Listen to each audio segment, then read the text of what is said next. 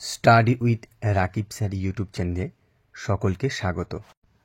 আজকে আমি তোমাদের সাথে আজব শাহর কলকাতা রম্য রচনার গুরুত্বপূর্ণ একটি প্রশ্নের উত্তর নিয়ে আলোচনা করব।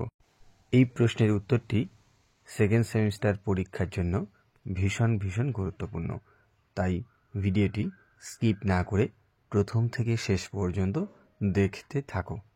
প্রশ্ন: আজব শহর কলকাতায় ফরাসি বইয়ের দোকান দেখে লেখকের মনে কিরূপ ভাবের উদয় হয়েছিল? দোকানের ভিতর ঢুকে লেখক কিরূপ অভিজ্ঞতার সঞ্চয় করলেন? 2+3।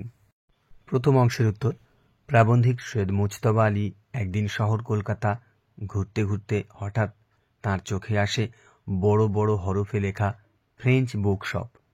তা দেখে লেখকের প্রথমে মনে হয়েছিল যে কোনো ফরাসি নিশ্চিতভাবে পথ হারিয়ে কলকাতা এসে পড়েছে, আর তার যা সামান্য পয়সা আছে সেটাকে নষ্ট করার জন্য বইয়ের দোকান খুলেছে। তিনি আরও ভেবেছিলেন যে দোকানের নাম বাইরে যদিও ফ্রেঞ্চ বুক শপ, কিন্তু ভেতরে হয়তো মিলতে পারে খুশবাই, সাঁঝের পীর, লৌধ্ররেণু, ওষ্ঠরাগ ইত্যাদি প্রসাধন সামগ্রীর মতো ঝকমকে কোনো রদ্দি বই। দ্বিতীয় অংশের উত্তর: দোকানে প্রবেশ করার পর প্রাবন্ধিকের ধারণার আমূল পরিবর্তন ঘটে। তিনি দেখেন চারদিকে প্রচুর হলদে ও সাদা মলাটে ভরা ফরাসি বই ছড়ানো আছে। কলকাতার বাঙালি দোকানদারদের মতো করেই বইগুলো সাজানো রয়েছে।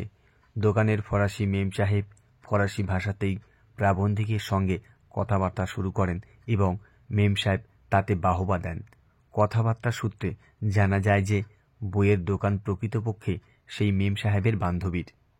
তার অনুপস্থিতিতে শুধুমাত্র ফরাসি ভাষা ও সাহিত্যের প্রচার কামনায় তিনি দোকানে বসে আছেন। এটা দেখে প্রাবন্ধিক উপলব্ধি করেন যে ফরাসি ভাষা ও সাহিত্যের প্রতি ফরাসি মেম সাহেবের আন্তরিক শ্রদ্ধা ও ভালোবাসা আছে। এই ছিল প্রশ্নের সম্পূর্ণ উত্তর। উত্তরটি ভালো লাগলে অবশ্যই লাইক করে দিও, বন্ধুদের মধ্যে শেয়ার করে দিও, কমেন্টে লিখে জানিও কী ধরনের ভিডিও তোমরা দেখতে চাও। শেষ পর্যন্ত ভিডিওটা দেখার জন্য অসংখ্য ধন্যবাদ।